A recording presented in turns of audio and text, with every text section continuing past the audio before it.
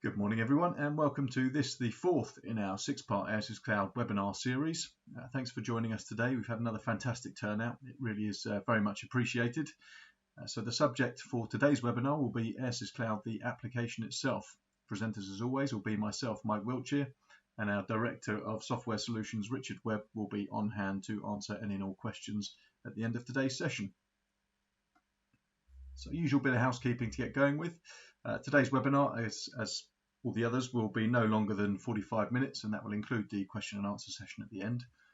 All participants, of course, will be muted throughout today's webinar, and all questions can be submitted via the live event Q&A link on the right-hand side of your page. Any questions that we aren't able to answer at the end, we'll answer directly via email after this session. You should have received copies of the slides for today already. However, alongside this, there'll be a recording sent out to you afterwards, and it can also be accessed via our YouTube channel, Airsys.Cloud BBPTT. So, as we said, this is the fourth in our six-part series, and we've already covered off the broadband push-to-talk complete solution, the big three, what makes Airsys.Cloud tick, Airsys Commander, and today obviously we're covering the application itself. The previous three webinars are available, as mentioned already, on our YouTube channel for anybody who has missed any of those. The next two webinars we'll cover are the dispatcher, which is called a Rodon, and the all-important bolt-ons will be in a couple of weeks' time as well. So hopefully we'll see you all again for the next two webinars in this series. So in today's session, the Airsys.Cloud application will be covering the login screen and the various settings that are associated with that, the application settings themselves. We'll look at the ease of use and navigation through the application, and we'll take a walk through the menu just so you can see what's available to the individual users. So we'll make this session a bit more interactive than previous sessions have been, and we'll walk around the application together with the device on the screen. So it should give you a real idea for what it looks and feels like in the hand of the user.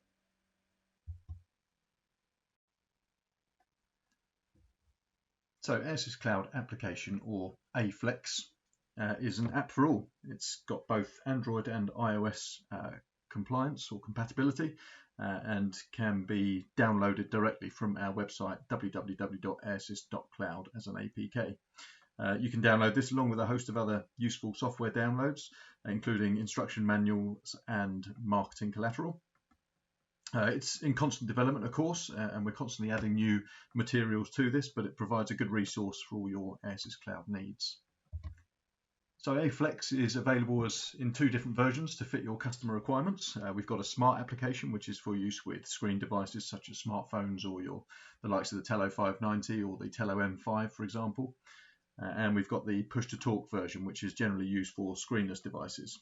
It's Android only because iOS only has screened devices. We can put the push-to-talk variant on smart devices as well, but obviously it's a much reduced feature set that's available. The PTT variant offers push-to-talk, obviously, along with messaging and GPS tracking only.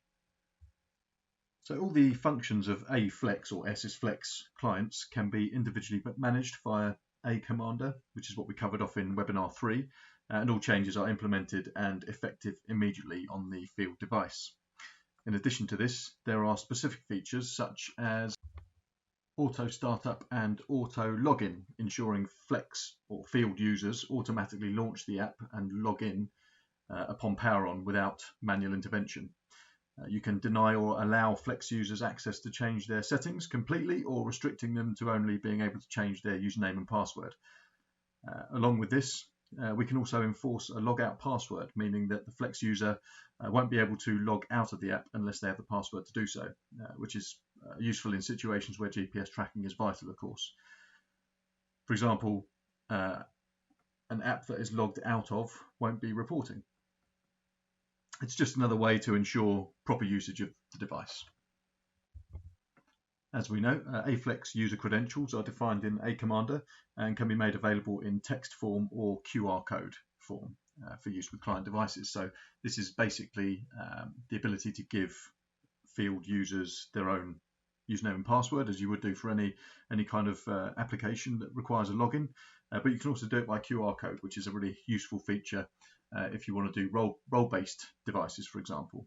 So you can scan the QR code, and that will set the device up to behave in a certain way that's suitable for the role of the field user and not the field user themselves, if that makes sense. Credentials can be used by any client device, so you can use your own credentials on any device in the field, or they can be locked to an individual device as required. So for the purpose of this webinar, we've assumed a fully featured Airsys.Cloud server configured with recording of data and media, all bolt-ons, that's lone worker protection, indoor localization, task manager and push to video, call queuing, end-to-end encryption and status messages. Now we won't go into bridging at the moment because we feel that probably deserves an entire webinar on its own, so look out for one of those webinars on a later series. So let's jump into the app and take a look around.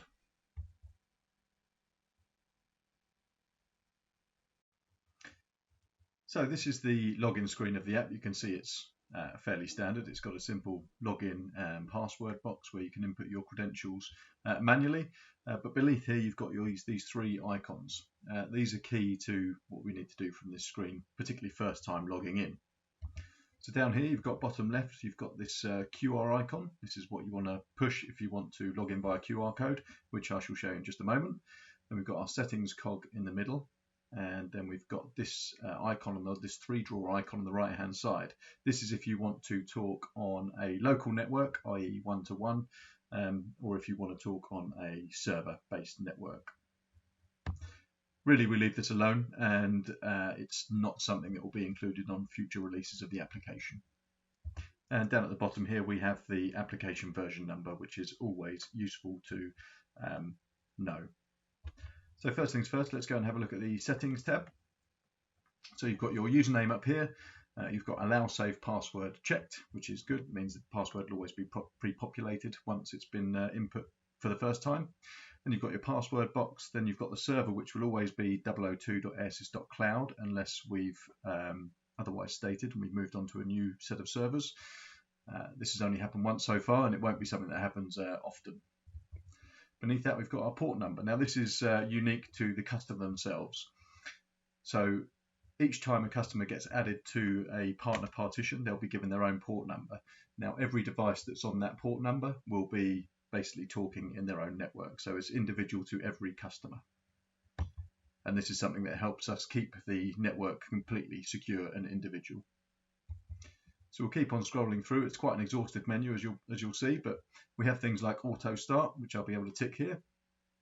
If I click auto start, that means that any time I open the device, or power on the device, should I say, this application will automatically open. If I then hit auto login below, that will allow me to log into the application automatically. So if I've checked auto start and auto login, the device, when powered on, will automatically seek and open the application and then ultimately log in, which means that there's no manual intervention once the device has been powered on in order to get onto the push-to-talk application.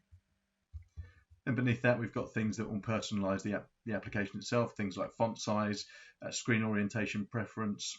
We've got pin the application.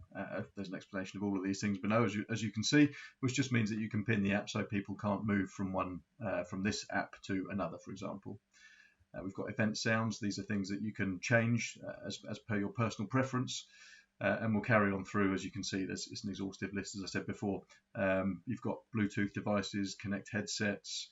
You can set alternative push-to-talk buttons. You've got hardware intents. This is when you can select the push-to-talk button to do, whether it's push-to-talk or a dedicated SOS button. All these sorts of things as well. So you can get quite personalized in terms of what you can do. Okay, and you can see, like I say, it's a fairly lengthy menu of things that you can do. And this is why a lot of customers choose not to allow field users to be able to access this list of settings. So really key to all this is just that top third of the screen, which we looked at previously. So if we scroll back up to the top now,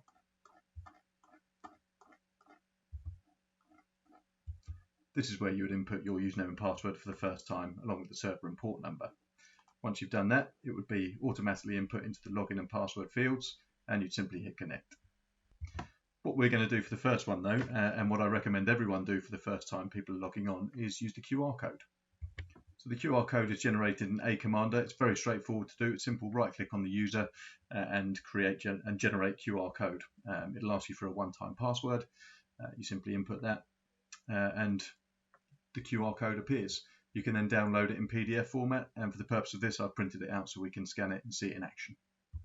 So if I navigate to the QR button and hit that, you'll see it brings up my camera, and I've printed it up previously. If I can just focus in there, so you can see what's populated with the QR code is the username web4-app, the server number 002.airsys.cloud, and the port number 65101. Now when I scan the QR code, that's automatically going to input into all the settings we've seen previously. It's just timed me out there because I've been waiting too long.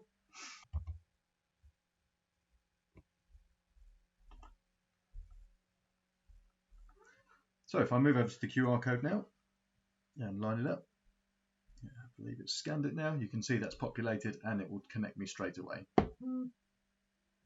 So if you have lone worker protection enabled, you'll always get this sensor check validator come up, and it will ask you if you want to go through the sensor check for lone worker protection. It only does it once every 24 hours if that's what you've set it as. It can be set as other time differences, but we normally set it to 24 hours for the purpose of this. So for the demonstration, I'm simply going to put later, and that's the home screen of Airsys.Cloud.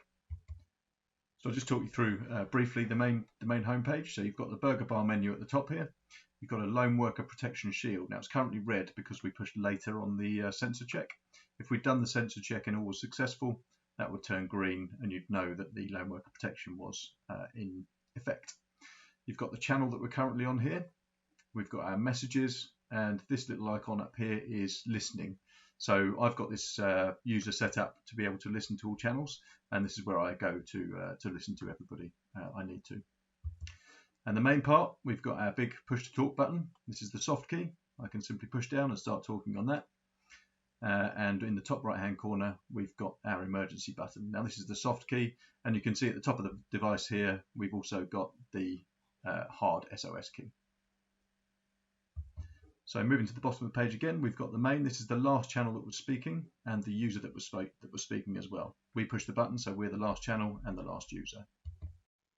So we've already seen a number of settings from the initial page, but as a user, in order to access the settings, you simply navigate to the burger bar menu, and here's where you see a list of all the various features that are available to this particular user. You simply scroll to the bottom and you select settings, and that takes us back into the same page as we looked at previously, where we can go through credentials, auto login, event sounds, auto start, hardware intents, all of those things that we covered off on that first login page there. So you can see the necessity to either allow or deny each field user the ability to change their settings, because they get access to a lot.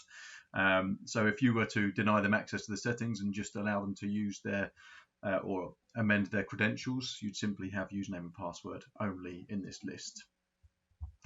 There's a few other important features to show you in this list though. So we've got user acceptance of remote listening. So if we go down to the remote section, it's towards the bottom of this extensive list, or about midway in fact. So we've got the remote control aspect. So this is where the user allows other users to listen into them. Again, if you allow the particular Flex user access to these settings, they can turn it off quite simply by clicking and not allowing remote control into their device. So if it is key for managers to be able to listen in, or for dispatchers to listen in, it's important that A, you click that, and B, you think very carefully about giving them access to these settings.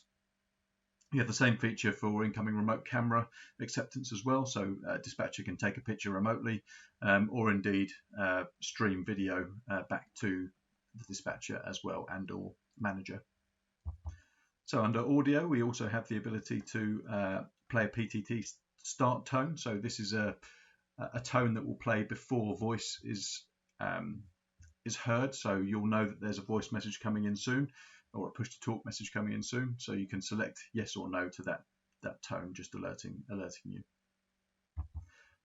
So we mentioned previously that on screenless devices, it does actually allow messages on the PTT app. So what you can do is enable text-to-speech. So if this was a screenless application and you were connected via Total Control as I am now, you can select this text-to-speech box, and any message sent to the Flex user who's got a screenless device, it'll be read out to that user. Obviously, they won't be able to respond because they're on a screenless device, but they'll certainly be able to hear any messages that are relayed to them. So this is quite a nice feature for that push-to-talk only application. So that just about covers off the settings aspect of the application. As you can see, it's an extensive list, so it really is key to understand whether Flex users should be allowed to access all of this or not. So I'll just push the back button. That will take me back to my home screen, and we'll move on to the ease of use and navigation. You can see straight away that it's pretty straightforward to use just by moving around it as we are now. But let's go into a little more detail. So if we go to the burger bar menu, this is your kind of home screen of where you want to see all your features and benefits that are open to you. We've got groups, users, recent messages, history, end-to-end encryption. We've got map, indoor localization, my Airsys, etc., etc. So there's an awful lot of things that are available to individual users. Obviously, this is tailored specifically to the user's requirements and can be done via a commander, as we looked at in webinar 3. So we've already discussed the Lone Worker Protection Shield briefly, but one thing to be aware of is My Airsys. This is where the user can tailor the device to their specific needs. So if you go to My Airsys, it brings up this shortcuts page. And this is where I can bespoke my device to my frequently used features. So a simple case of clicking on the Add button and selecting which of these features it is that you want access to. So let's say I want access to my map regularly. I want access to the various groups or channels, should I say. I want access to my task manager, and I'd like access to my settings. It's a simple case of highlighting the ones that you need, pushing on the X, and you can see we've got our tiles set up for quick access. And you can even set this as your home screen as well, but you need to do that via Airsys.Cloud Commander. So just to give you a quick idea of what it's like, if I go to my map, it certainly picks me up very quickly.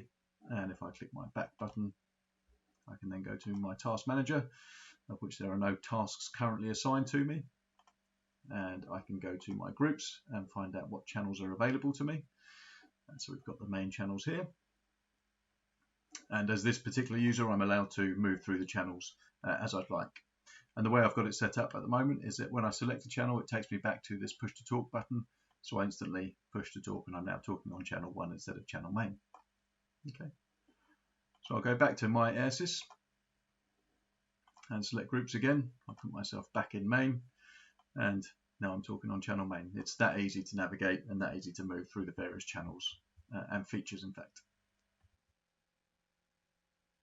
So the emergency button, we've got two options. As I mentioned before, we've got this soft key here, or we've got the hard key up here.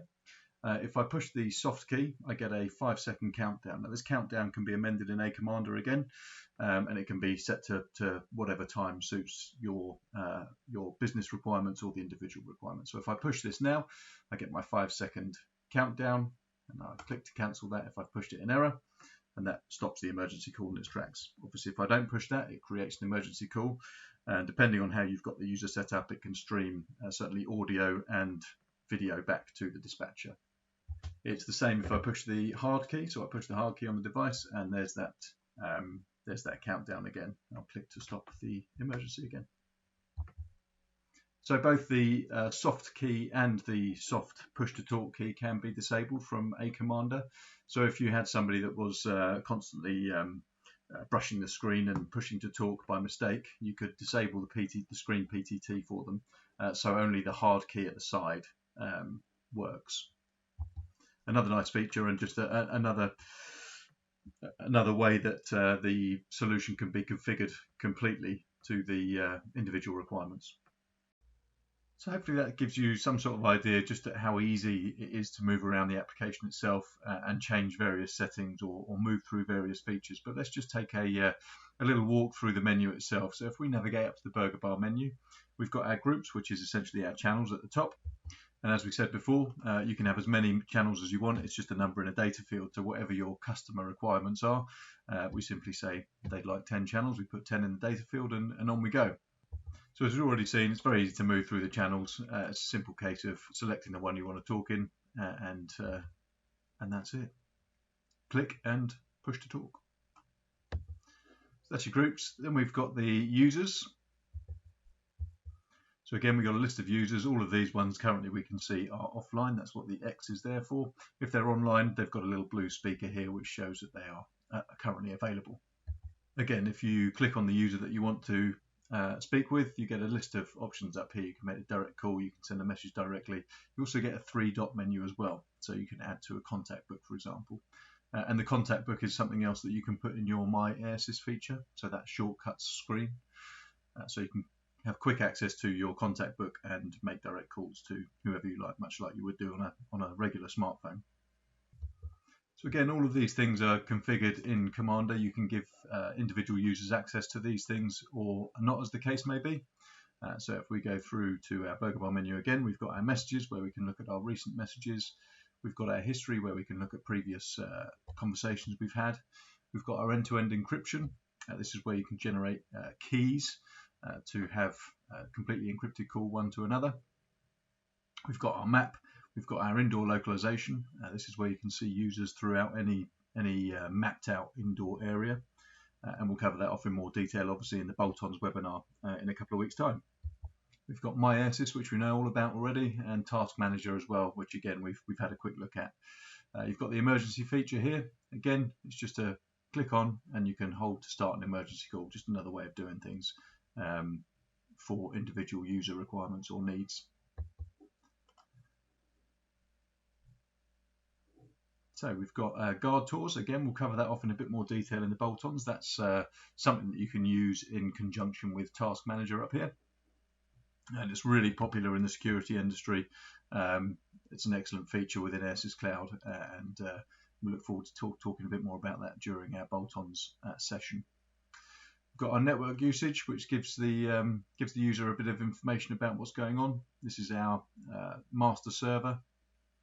Sent and received just gives you a bit more information, a bit more detail about what's going on in the system.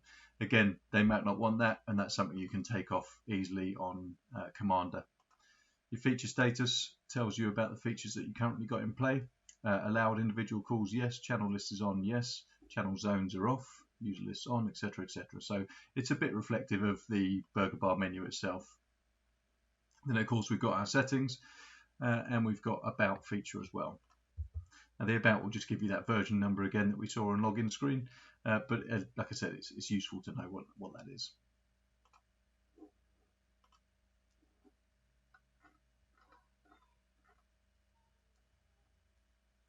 At the bottom, we've got the ability to reset password. You need to have your current password in order to do that. So if you've used the QR login, you won't be able to use the current password unless you know what that is, what was used to generate the QR code. Simple, enter new password, same as you would do anytime changing password for websites or applications.